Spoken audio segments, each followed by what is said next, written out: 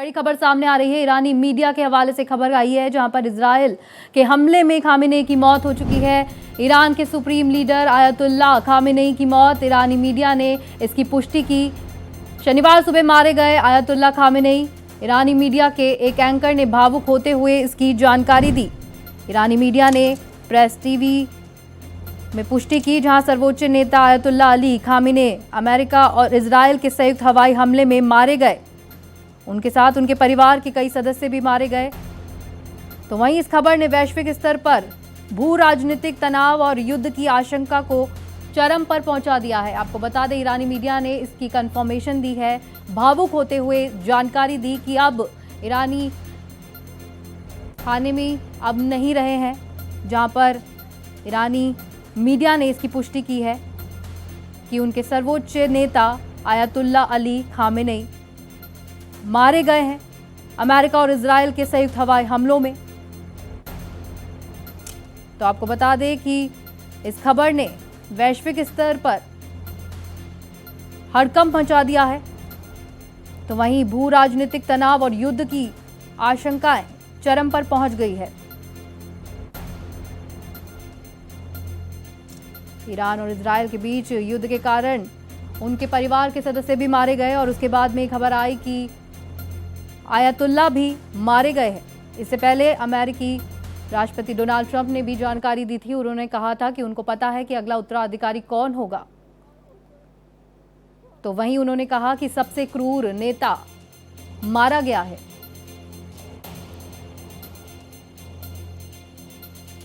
तो अब ट्रंप और इजराइल के दावे के बाद ईरान की सेना सरकारी न्यूज चैनल और मुख्य समाचार चैनलों में ये खबर आती हुई दिखाई दे रही है, जहां पर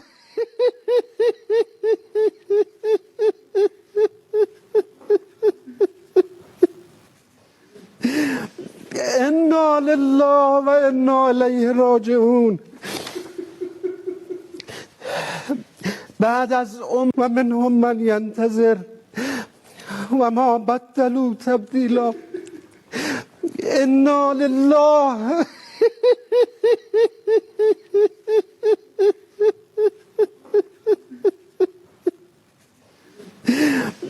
إنا لله وإنا إليه راجعون بعد از ومنهم من ينتظر وما بدلوا تبديلا إنا لله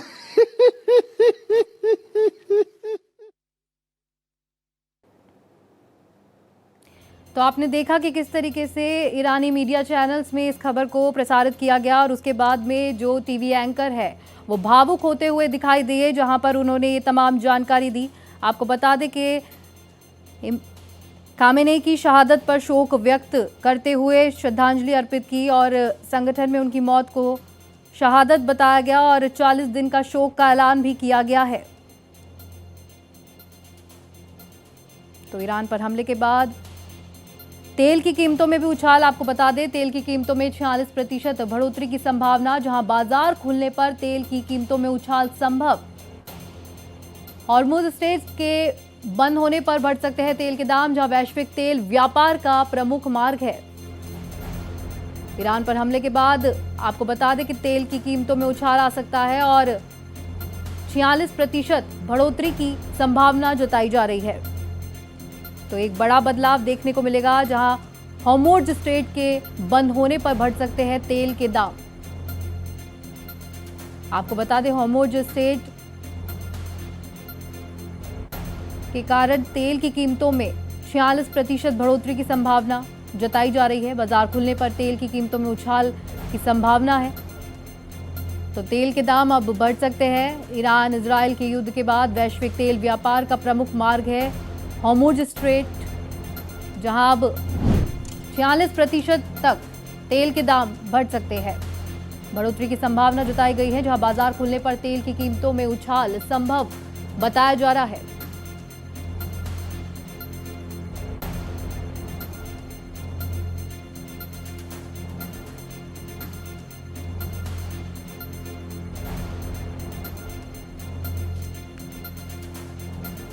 अमेरिका और इजराइल के खिलाफ सजा देने का वादा किया, जहां पर ईरानी मीडिया के हवाले से बड़ी खबर सामने आई। इजरायल के हमले में खामेनेई की मौत।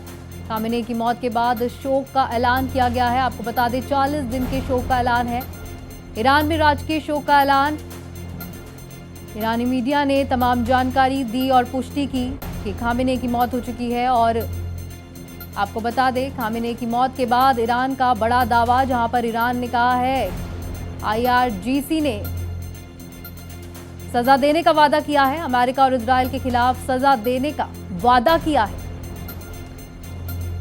कि इसका बदला लिया जाएगा। लगातार युद्ध की स्थिति बनी हुई है, लगातार युद्ध जारी है, जहां पर अब IRGC ने सजा देने का दावा किया है। इजरायल ने ईरान पर बरसाए बम। आपको बता दें इजरायल ने 30 ठिकानों पर बम बरसाए,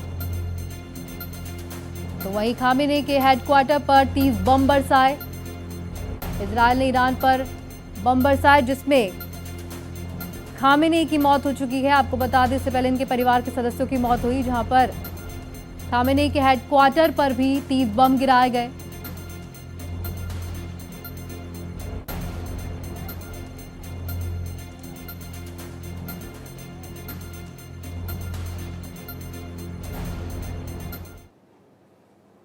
और ज्यादा जानकारी के लिए हमारे साथ जियो पॉलिटिक्स जुड़ चुके हैं अभिनव। अभिनव, क्या कुछ जानकारी इसको लेकर हम प्राप्त कर सकते हैं, क्योंकि जहां पर कहा जा रहा है कि ईरान के जो हमले हैं, ईरान और इजरायल के बीच में जो युद्ध हुआ, उसके बाद में तेल के दामों में भी बढ़ोतरी होती हुई दिखाई देगी, तो क्या कुछ प्रभाव इस युद्ध के बाद देखने को मिल सकता है?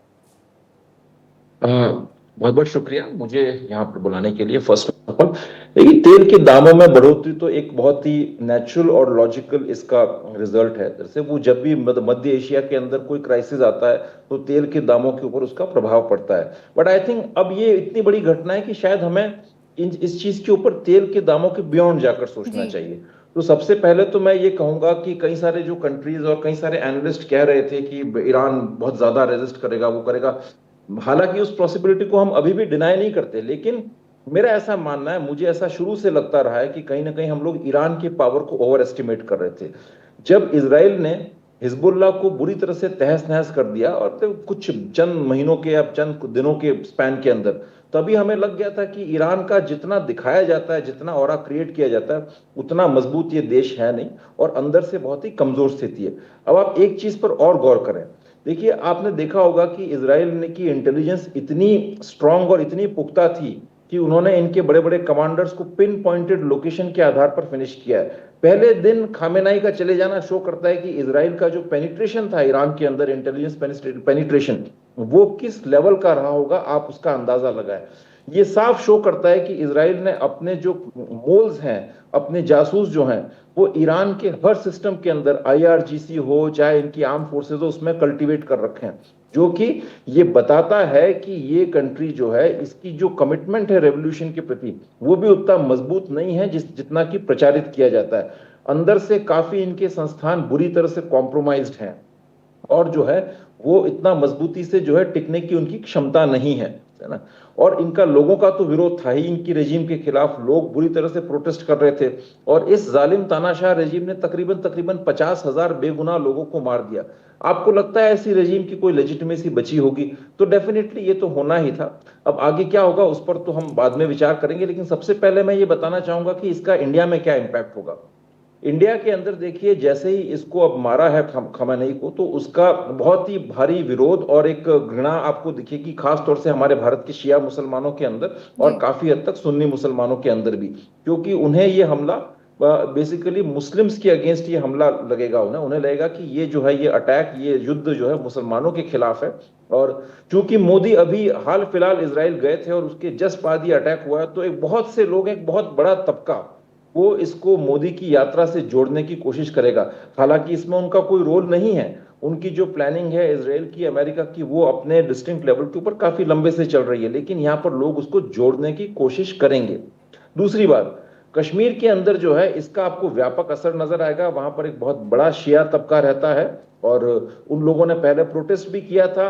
बेसिकली जो है ईरान के अंदर जो खामेनाई रेजिम के खिलाफ जो प्रोटेस्ट हो रहे थे उस दौरान उन्होंने खामेनाई रेजिम के फेवर में प्रोटेस्ट किया था और भारत सरकार को कुछ जाके ज्ञापन वगैरह भी दिए थे कि आप इस रेजिम को सपोर्ट करें। उसके बाद में तो आपको शायद नजर आएगा कि वो लोग उनके अंदर एक बड़ी एक प्रोटेस्ट टाइप का, एक आक्रोश टाइप का उनके अंदर नजर आ सकता है और वो शायद एंटी इंडिया भी बहुत सोचेंगे इस चीज को लेकर के, क्योंकि उन्हें लगता है कि भारत इजराइल का दोस्त है।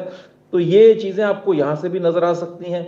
जगह जगह से फतवे दिए जाएंगे इजराइल के खिलाफ, अमेरिका के खिलाफ। उसके अंदर डेफिनेटली बाहर के जो मुस्लिम स्ट्रांग होल्ड्स हैं वो तो है ही, लेकिन भारत को भी आप उसमें काफी हद तक भारतीय मुसलमानों को भी उसमें इंक्लूड करके चलें आप। और अब लेकिन बात यह आती है मुद्दे की बात की फ्यूचर के अंदर आगे क्या ट्रेजेक्टरी आपको दिख रही है ईरान की। देखिए खामेनाई जा चुका है, लेकिन अब वहां पर ईरान के अंदर मसला यह है कि वहां का जो सक्सेशन का जो पूरा जो सिस्टम है वो क्लैरिटी नहीं है कुछ, क्या कि वहां पर अब नेक्स्ट किसको लीडर बनाएंगे वो अधिकार सिर्फ वहां पर एक असेंबली ऑफ एक्सपर्ट्स है उनके पास में। अभी एकदम इमीडिएटली तो टेम्पररी काउंसिल इस चीज को टेक ओवर कर लेगा, इस चीज को वो एक सत्ता अपने हाथ में ले लेगा, लेकिन आगे क्या स्थिति बनती है। आईआरजीसी का मजबूती से शासन के साथ खड़े होना बहुत जरूरी है अगर वो आगे भी लड़ना चाहते हैं अमेरिकन के साथ में। आईआरजीसी अभी तक तो शासन के साथ खड़ी है, अभी तक तो आईआरजीसी के अंदर हमें कोई अंदरूनी मतभेद या इस तरह की बातें नजर आई नहीं है, लेकिन कई सारे सूत्रों का दावा है कि आईआरजीसी के अंदर भी चीजें काफी खोखली हो चुकी हैं। उनके अंदर आपसी मतभेद हैं और उनके अंदर बेसिकली आईआरजीसी एक इकोनॉमिक माफिया के तौर पर इमर्ज हो चुका है, जो वहां की पोर्ट्स, वहां की कंस्ट्रक्शन इंडस्ट्री और वहां की अन्य जो औद्योगिक आयाम है उनको कंट्रोल करता है। तो इसीलिए जो आईआरजीसी के बड़े बड़े कमांडर्स हैं उनके अंदर जो है ना ज्यादा प्राथमिकता वो आइडियोलॉजी के बजाय अब अपने इकोनॉमिक इंटरेस्ट को देने लगे हैं। तो शायद अमेरिकन और इजरायली इंटेलिजेंस इनके साथ कुछ नेगोशिएट करें, अंदर खाने कुछ संवाद या वार्तालाप भी चल रहा हो। तो बड़ी खबर सामने आ रही है जहां पर शांतिपूर्ण समाधान की हर संभव की कोशिश। अमेरिका का बयान सामने आया है, ईरान उस अवसर का फायदा उठाने में विफल रहा। मध्य पूर्व में जारी संघर्ष के बीच यूएन की बैठक। बड़ी खबर सामने आ रही है, अमेरिकी राजदूत माइक वॉल्ट्ज का बयान सामने आया है, शांतिपूर्ण समाधान की हर संभव कोशिश ये बयान सामने आया है। मध्य पूर्व में जारी संघर्ष के बीच यूएन की बैठक की खबर सामने आई है। ये सीधी तस्वीरें आप देख सकते हैं ईरान से सामने आ रही है, सीधी तस्वीरें जहां खामेनी की मौत की पुष्टि होने के बाद क्या कुछ माहौल बना हुआ है। तो काले झंडे लेकर लोग सड़कों पर दिखाई दे रहे हैं ईरान में, आप देख सकते हैं तस्वीरों में। तो ईरान में क्या कुछ माहौल बना हुआ है आप तस्वीरों में देख सकते हैं, जहां काले झंडे लेकर लोग सड़कों पर उतर आए हैं। प्रदर्शन करते हुए लोग यहां पर नजर आ रहे हैं। तो ईरान के लोग लगातार विरोध प्रदर्शन करते हुए दिखाई दे रहे हैं, जहां काले झंडे हाथ में लिए विरोध जताते हुए अमेरिका मुर्दाबाद के नारे लगाए जा रहे हैं। आप देख सकते हैं प्रदर्शन करते हुए लोग।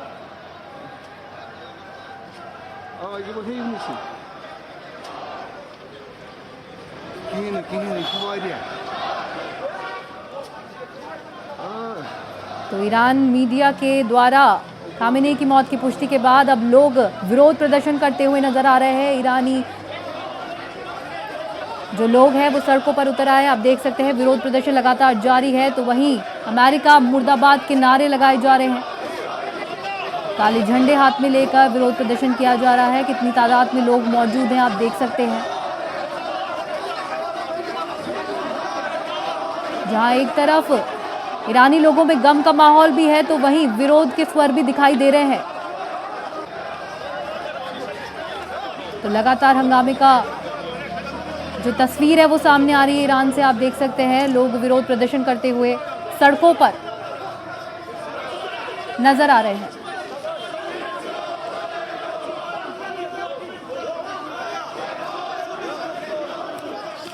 तो लगातार विरोध प्रदर्शन हो रहा है और इस खबर को लेकर हम एक बार फिर से हमारे पॉलिटिकल एक्सपर्ट अभिनव पांडे के पास जाएंगे। अभिनव जी, किस प्रकार से आप देखते हैं कि जहां पर ईरान की सड़कों पर ये विरोध प्रदर्शन हो रहा है? देखिए, ईरान के अंदर इस चीज को लेकर के काफी डिविजन्स हैं।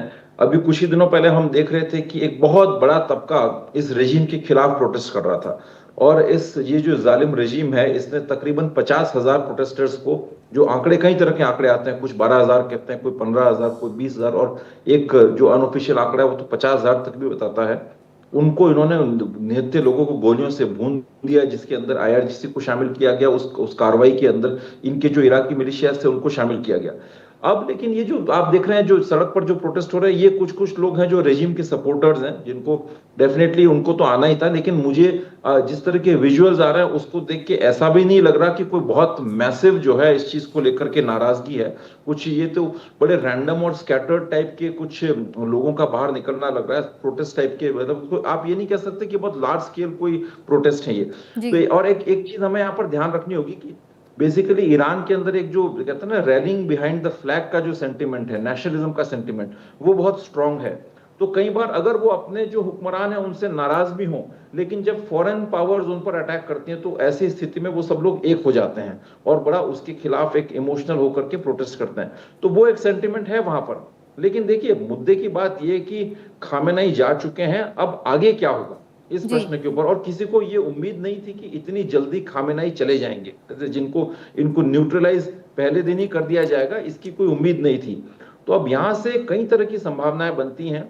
या तो शायद अमेरिकन और इजरायलीज, जो इनके अलग अलग फैक्शंस हैं, चाहे वो आईआरजीसी हो, चाहे वो उनके साथ नेगोशिएट करके कोई एक अलग तरह का एक फेवरेबल सिस्टम वहां क्रिएट करने की कोशिश करें। और उसके लिए जरूरी है कि आईआरजीसी के अंदर भी ऐसे लोग हों जो थोड़े से मॉडरेट हों या कॉम्प्रोमाइज होने को तैयार हों। या फिर ये कि इनका जो इस्लामिक स्कॉलर, जो बेसिकली जो एक्सट्रीमिस्ट जो स्कॉलर्स हैं, जो इस्लामिक लीडरशिप है, क्लर्जी है, वो वापस अपनी इस चीजों को कंट्रोल में ले ले और कोई नया सक्सेसर डिक्लेयर करे, उसके बाद इस जंग को जारी रखें। अब फिर एक प्रश्न और उठता है कि जो क्लर्जी है वो खुद कितनी स्ट्रांग बची है अब स्तर से, क्योंकि क्लर्जी का आईआरजीसी के ऊपर स्ट्रांग कंट्रोल होना और आईआरजीसी का पूरी तरह से इनके लिए लॉयल होना बहुत जरूरी है कि अगर आगे ईरान को ये जंग जारी रखनी है। अगर इसके अंदर कोई मतभेद है, कोई चिंक्स इन दी आर्मर है, तो शायद जो है वहां पर एक एनार्की और कैओस की सी संभावना दिखती है। और लोग इन्हें कितना सपोर्ट करते हैं, ये बहुत सारी चीजें हैं। हालांकि इस वक्त कुछ कहना किसी निश्चितता के साथ बहुत जल्दबाजी होगी और बहुत अनसर्टेनिटी है। तो इस वक्त हम यही विचार कर सकते हैं कि आगे क्या क्या संभावनाएं हो सकती हैं। बट हमें अगले कुछ घंटों का इंतजार करना चाहिए, ये किसको डिक्लेयर करते हैं नेक्स्ट का, इनका आयतुल्ला जो है और नेक्स्ट सक्सेसर किसको डिक्लेयर करते हैं, वो तो अब अगले कुछ घंटे या कुछ दिन ही बता पाएंगे। जी अभिनव जी, इसके अलावा ईरान में अब आगे क्या रहेगा ये देखने वाली बात तो रहेगी, लेकिन ग्लोबली इस पर क्या असर पड़ेगा और जो मिडिल ईस्ट के देश हैं उन पर क्या असर पड़ेगा? अब देखिए, ग्लोबली में आपको 2-3 तरह के असर हैं इसमें। देखिए, एक तो मेन जो असरात हैं वो ये हैं कि जो आपका जो ऑयल और एनर्जी फ्लोज है मिडिल ईस्ट से, उसके ऊपर जो है एक हम लोग रूटीन में बात करते हैं कि उसकी प्राइसेस के ऊपर और उसकी सप्लाई के अंदर कुछ डिसकनेक्टिविटी की बात हो सकती है, क्योंकि इन्होंने स्ट्रेट ऑफ हॉर्मुज को वैसे ही इन्होंने ब्लॉक कर दिया है अब, और लाल सागर को भी ब्लॉक कर दिया। वहां पर अगर कुछ और नेवल बैटल्स होती हैं कुछ, जिसके अंदर अगर ये लोग जो आपकी अगर किसी एयरक्राफ्ट कैरियर को नुकसान पहुंचाने की कोशिश करते हैं, जो फ्यूल टैंकर्स आ रहे हैं वहां से उनको डुबाने की कोशिश करते हैं, तो एक तो उन सप्लाईज में डिस्ट्रप्शन आ सकता है। दूसरा, आप ये मान के चलें कि इससे जो है ना, जो अक्रॉस द वर्ल्ड जो मुस्लिम समुदाय जो है स्तर से, मुसलमान मतलब चाहे वो भारत में हो चाहे पश्चिम में हो, कहीं भी हो, उनको एक बहुत ही स्ट्रॉन्ग मैसेजिंग है और वो इसको निश्चित रूप से यही देखेंगे कि ईसाई मुल्कों ने जो है ये मुस्लिम राष्ट्रों के प्रति एक हमला बोल दिया है। मैं देखिए मुस्लिम हुक्मरानों की बात नहीं कर रहा, मैं ऑर्डिनरी मुस्लिम्स की बात कर रहा हूँ, चाहे वो मुस्लिम स्टेट्स में रहते हो, चाहे यूरोप में रहते हो, चाहे अमेरिका में रहते हो, चाहे भारत में रहते हो। तो उनके अंदर इसको लेकर के घृणा, नफरत और एक आक्रोश बढ़ेगा और एक डर का माहौल भी पैदा होगा। और खास तौर से अरब स्ट्रीट के अंदर जो देखने वाली बात होगी वो ये है कि वहां के लोगों के अंदर भी अपनी जो हुक्मरान है, जो अपनी जो मॉनर्कीज हैं, जैसे सऊदी अरेबिया का किंगडम हो गया, या फिर जो है टर्की के अंदर एर्दोगान की गवर्नमेंट हो गई, या फिर जो है आपकी बहरीन, कतर, इनकी जो किंगडम्स हो गए, उनके प्रति भी एक नफरत फैलेगी, एक आक्रोश बढ़ेगा कि ये जो कंट्रीज हैं ये क्यों अमेरिकन के साथ जो है मिल करके मुस्लिम वर्ल्ड की तरफ ही वो अटैक कर रहे हैं। हाँ, लेकिन एक बात यहाँ पर और गौर करने रहा है कि ईरान एक शिया कंट्री है और वो एक सुन्नी कंट्रीज है, वो डिफरेंसेस रहेंगे, इसलिए शायद ये उस कदर स्ट्रांग ना हो, क्योंकि वो शिया सुन्नी के डिफरेंसेस शुरू से एग्जिस्ट कर रहे हैं। लेकिन ये सवाल जरूर हर मुस्लिम के दिमाग में आएगा कि जो है कि वो अमेरिकन और वेस्टर्न सिविलाइजेशन जो है, वेस्टर्नर्स उन्हें कितना नुकसान पहुंचा सकते हैं और उनके खिलाफ एक जंग छेड़ करके बैठे हैं। अब उसके परिणाम आपको कई तरह से देखने को मिल सकते हैं। एक बात तो मैंने पहले कही कि जगह जगह प्रोटेस्ट हो सकते हैं, लोग सड़कों पर आ सकते हैं, वेस्ट के अंदर भी ये नज़ारे आपको देखने को मिल सकते हैं, क्योंकि वहां पर भी काफी तादाद मुस्लिम्स की बढ़ी है पिछले कुछ सालों के अंदर। अमेरिका के अंदर भी आपको ये देखने को मिल सकता है। लेकिन सबसे बड़ी बात यह है कि एक जो ज्वलंत प्रश्न जो निकल के आएगा, वो अरब के जो और ममालिक हैं, जो और कंट्रीज हैं, जिसके अंदर तुर्की, सऊदी, आपका कुवैत, बहरीन, कतर, ये सारे कंट्रीज हैं, इनके बीच में ये सवाल, ये प्रश्न जरूर उठेगा कि भाई अब अगर ईरान कोलैप्स कर जाता है, मान के चलिए एक हाइपोथेटिकल सिचुएशन है कि अगर ये ईरान की जंग ज्यादा दिन नहीं चलती है और वहां पर सिस्टम कोलैप्स कर जाता है और ये लोग अपने एक फेवरेबल रेजिम को वहां पर बिठा देते हैं, तो उसके बाद अब जो जिस एग्रेशन के साथ और जिस कहते हैं ना एक पूरी रौनते हुए वहां पर इसको, ईरान को, हिजबुल्लाह को और इनको पूरा रौनते हुए जिस तरह से इजराइल ने और अमेरिका ने अपना एक छत्र साम्राज्य वहां पर स्थापित करने का प्रयास किया है, ये इन कई सारे कंट्रीज को एक कहते हैं ना अनसर्टेन कर सकता है। और डेफिनेटली उन्हें दोनों तरफ से डर लगेगा कि उनकी जो जनता है, उनकी अपनी पब्लिक जो है, वो उनके खिलाफ विद्रोह कर सकती है कि आप अमेरिकन का और इजरायलीज के साथ में घुटने क्यों टेक रहे हैं, उनका साथ क्यों दे रहे हैं। और दूसरा ये कि इन्हें लगेगा कि शायद कहीं ना कहीं अब हमारी बारी ना आए, क्योंकि तुर्की के भी इजराइल के साथ संबंध बहुत तल्ख हो रखे हैं और तुर्की के एर्दोगान ने भी जो है एक जो ग्लोबली इस्लामिस्ट एजेंडा है उसको चलाने की कोशिश की है। इजराइल ने उसके अगेंस्ट एक अलायंस बनाया है जिसे हेक्सागोन अलायंस कहते हैं, जिसके अंदर साइप्रस है, ग्रीस है, सोमालीलैंड है, यूएई है और बहुत हद तक भारत भी उसमें शामिल होगा। तो ये लड़ाई उसके बाद उन कंट्रीज तक जाएगी। सऊदी का पाकिस्तान के साथ एक स्ट्रेटेजिक एग्रीमेंट साइन हो ही चुका है, डिफेंस एग्रीमेंट, क्योंकि सऊदी को लगता है कि शायद अमेरिकन उनको प्रोटेक्ट नहीं कर सकते, खास तौर से जब इजराइल ने कतर में स्ट्राइक्स की और अभी जो ये जो युद्ध हुआ उसके बाद तो उन्हें साफ ये लग रहा होगा कि ज्यादा अमेरिकन उन्हें प्रोटेक्ट नहीं कर सकते और इजराइल के एक्शंस उनके अगेंस्ट भी डाइवर्ट हो सकते हैं फ्यूचर के अंदर। तो आप हो सकता है एक डिस्टेंट पॉसिबिलिटी ये कि आप एक इस तरह की कोई संभावना देखें जिसके अंदर तुर्की, सऊदी, पाकिस्तान ये एक कोई नया स्ट्रक्चर क्रिएट करने की कोशिश करें जिसमें कतर भी शामिल हो। और इसके लिए अक्सर बातें चलती हैं कि इसको इस्लामिक नेटो कहा जाता है। बट ये बात कहते हुए मैं एक बात जरूर कहूंगा कि अभी उसके अंदर भी कई सारे अवरोध हैं, कई सारी जो कहते हैं ना एक ऑब्स्ट्रक्शंस हैं, है ना। और हो सकता है ये भी संभावना हो कि ये अरब कंट्रीज को ये लगे कि इनके साथ सामने हम लड़ नहीं सकते, हमारी ताकत नहीं है, तो ये मोनर्कीज ये सोचे कि वापस आप अमेरिका के साथ अपने इक्वेशंस ठीक करके चलें, इजराइल के साथ अपने इक्वेशंस ठीक करके चलें, क्योंकि मोहम्मद बिन सलमान जैसे लोग ये चाहते हैं कि स्टेबिलिटी रहे मिडिल ईस्ट के अंदर। एर्दोगान भी अब उसके साथ इसी सेम पेज पर है कि स्टेबिलिटी मिडिल ईस्ट में रहे, क्योंकि मोहम्मद बिन सलमान का तो एक एम है कि वो उसका जो विजन 2030 है उसके अंदर वो इकोनॉमिक प्रोस्पेरिटी एंड ग्रोथ चाहता है और वो सऊदी अरेबिया की इकोनॉमिक डिपेंडेंस ऑयल पर खत्म करके और सेक्टर्स में एक्सपैंड करते हुए आगे बढ़ना चाहता है, जैसे कि दुबई वगैरह के अंदर हुआ है टूरिज्म का डेवलपमेंट, कॉर्पोरेट डेवलपमेंट, उस रास्ते पर जाना चाहता है। उसके लिए जरूरी है कि वहां पर जंग, फसाद और इस तरह की उपद्रव ना हो, तो वो शायद ये भी कोशिश करे कि अमेरिकन के साथ एक अपना इक्वेशन ठीक करके चले। तो कई तरह की संभावनाएं बनती हैं और इन्हें कई फ्रंट्स के ऊपर बैलेंस करना पड़ेगा। फिर देखिए जो बाकी जो एक्टर्स हैं, रूस और चीन, अब रूस और चीन को भी वो भी इस पर अपनी नजरें गड़ाए हुए हैं और वो डेफिनेटली इसे देख रहे हैं और उनके कई सारे मोटिवेशंस हैं इसके अंदर। अगर अमेरिका इस जंग में ज्यादा लंबा फंसता है तो शायद उसका फायदा रूस यूरोपियन फ्रंट पर उठाने की कोशिश करे और इधर जो है चीन उसका फायदा ताइवान के साथ में उठाने की कोशिश करेगा, क्योंकि ये देखिए जिस तरह से अमेरिका ने ईरान पर अटैक किया है, ये सारी की सारी चीजें कहीं ना कहीं एक यूनिलैटरल मिलिट्री एक्शन को लेजिटिमेसी प्रोवाइड करती हैं। तो अगर कल को अगर चीन कुछ करता है ताइवान के अंदर या फिर अमेरिका या रशियंस कुछ ज्यादा एग्रेसिव होते हैं, तो फिर आप उन्हें क्वेश्चन नहीं कर सकते। वो हमेशा ये वो इसी को एग्जांपल को साइड करेंगे कि भाई देखिए आपने भी तो वेनेजुएला में किया, आपने भी तो ईरान में किया, और फिर अमेरिकन अगर वहां पर ज्यादा उलझ गए तो उनके रिसोर्सेज वहां पर ज्यादा एंगेज हो जाएंगे, वो अपने आप को फिर ओवर स्ट्रेच नहीं कर सकते कि वो यूरोप में भी लड़े, चाइना के साथ ताइवान में भी लड़े। तो चीन और रूस का ये नजरिया रहेगा इसको देखने का। उसके अलावा वो डेफिनेटली वो चाहते हैं कि एक मल्टीपोलर वर्ल्ड आए जिसके अंदर अमेरिका का ध्वंस और अमेरिका का प्रभुत्व कम हो, और इसके लिहाज से वो हमेशा से प्रयास कर रहे हैं कि जो एंटी अमेरिकन कंट्रीज हैं उनको मजबूत कर रहे हैं, उनको स्ट्रांग कर रहे हैं, एंटी अमेरिकन इंस्टीट्यूशंस बनाए।